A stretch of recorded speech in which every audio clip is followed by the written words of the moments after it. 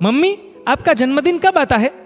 12 साल के मोहन ने अपनी माँ से पूछा और माँ ने उसकी इस बात पर मुस्कुरा दिया।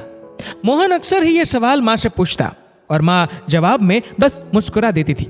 लेकिन आज मोहन ने ठान लिया था वो बिना जवाब जाने मानने वाला नहीं है। आखिर बेटे की जिद के आगे माँ ने कहा, हमारे जमाने में जन्मदिन कहाँ मनाया जाता था मोहन बेटा। पहले के लोगों को तो तिथि भी याद नहीं रहती थी। आजकल ये सब चीजें चलन में आई है।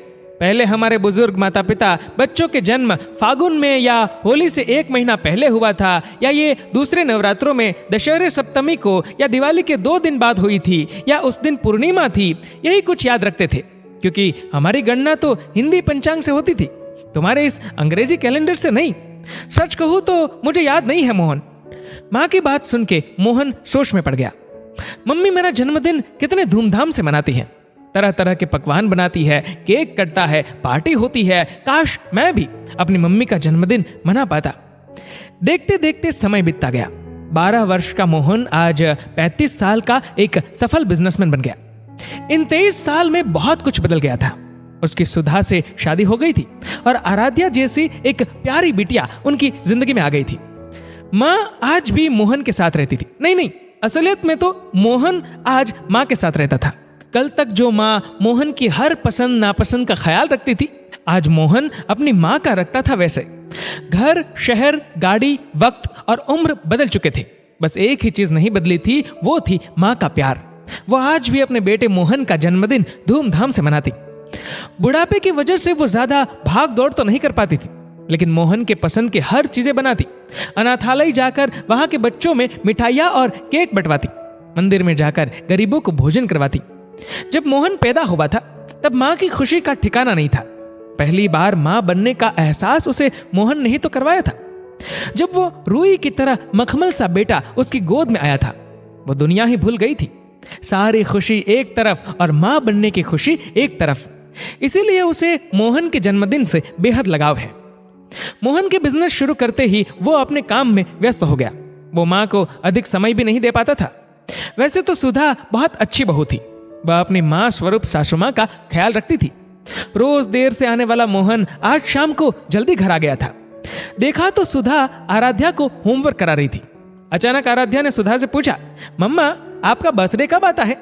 सुधा ने जवाब दिया, जिस दिन मेरी आरू का बर्थडे आता है उसी दिन मम्मा का भी बर्थडे आता है, क्योंकि आराध्या जब आई तभी तो मैं मम्मा बनी। दोनों की बात सुन के मोहन अतीत में चला गया। बचपन से जो सवाल माँ से पूछता आ रहा है उसका जवाब आज उसे मिल गया था। आज मोहन का जन्मदिन है। वो माँ के साथ मंदिर गया, अनाथालय गया, जैसा माँ चाहती थी बिल्कुल वैसा ही करता गया। शाम को जब माँ सहित वो घर लौटा तो घर पहुंचते ही उसने देखा कि घर फूलों से सजा है। बिजलियों वाले झूमर जगह जगह लगे हैं। तरह तरह के पकवानों की खुशबू आ रही है। अंदर हॉल में गुलाब की पंखुड़ियां बिखरी हुई है और बीचों बीच बड़े से टेबल में केक रखा हुआ है और बहुत से मेहमानों से घर भरा है। माँ आश्चर्य से देख रही थी। तभी सुधा आके माँ को तैयार करने कमरे में ले गई। माँ सोच में थी कि आखिर बात क्या है। तभी वो तैयार होके नीचे आती है। मोहन माइक पकड़ के कहना शुरू करता है, माँ मैंने हमेशा आपसे पूछा था कि आपका जन्मदिन कब आता है। मेरा मन करता था कि जिस तरह आप मेरा जन्मदिन मनाती है वैसे मैं भी मनाऊं। आपने मेरे लिए कितना और क्या कुछ नहीं किया। आज मैं जो भी हूं आपकी वजह से ही तो हूं। आपने हर मुश्किल में मेरा साथ दिया है, मेरी छोटी छोटी खुशियों को इतना बड़ा बनाया है। मैं हमेशा सोचता कि आपको मेरे जन्मदिन से इतना प्यार क्यों है। जवाब अब मुझे मिला। एक माँ की जिंदगी का सबसे बड़ा पल आता है जब वो अपने बच्चे को पहली बार गोद में लेकर गले लगाती है। आज ही का तो दिन था माँ जब मैं आपकी जिंदगी में आया था। माँ आज ही के दिन तो आप भी मुझे मिली थी। आज ही के दिन तो मैं भी बेटा बना था। आज ही के दिन तो मैं आपकी गोद में आया था। आज ही के दिन तो मुझे भी ममता का सागर मिला था। इसलिए आज से यह दिन सिर्फ मेरा नहीं आपका भी है। आज एक माँ और एक बेटे का जन्मदिन है। मोहन की बात सुन के माँ की आंखों में आंसू आ गए। मुंह से कुछ बोल नहीं निकले, बस दिल से दुआएं निकल रही थी। इतना मार्मिक दृश्य देखकर हर कोई रोने लगा था। माँ ने अपने बेटे मोहन को गले लगा लिया।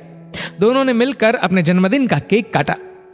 जिस दिन हमारा जन्म हुआ उसी क्षण एक माँ का एक पिता का भी जन्म होता है। उन्हें भी वो सुख मिलता है। जो कुछ भी उपलब्धि आपने हासिल की है उसमें आपकी परवरिश के लिए स्वयं की ख्वाहिश को नजरअंदाज करते आपकी इच्छाओं को पूरा करने वाले माता पिता का भी श्रेय है। मेरा आप सभी से विशेष आग्रह, यदि हिंदी पंचांग तिथि के अनुसार शुभ दिन नहीं भी मना सकते तो कम से कम हैप्पी बर्थडे बोलकर या रात को 12 बजे या दिन में केक काटकर इसे न मनाएं, क्योंकि जन्मदिन तो वह दिन था जिस दिन आप पैदा हुए थे। इसे आप जन्मदिवस की वर्षगांठ कहिए तथा हिंदी वंचित, पीड़ित अथवा आश्रित लोगों को दान दीजिए। मंदिर जाकर ईश्वर का धन्यवाद कीजिए। ये कहानी लिखी है दिनेश बरेजा ने। आपका बहुत बहुत शुक्रिया ऐसी अनमोल रचना देने के लिए। दोस्तों, ये कहानी आपको कैसी लगी नीचे कमेंट करके जरूर बताएगा। और अगर आपको वीडियो अच्छा लगा हो तो इस वीडियो को लाइक करेगा, शेयर करेगा ज्यादा से ज्यादा लोगों तक। और ऐसे ही और भी इंस्पिरेशनल वीडियोस के लिए सब्सक्राइब करें हमारे यूट्यूब चैनल को और फेसबुक पर फॉलो करें हमारे पेज को। धन्यवाद।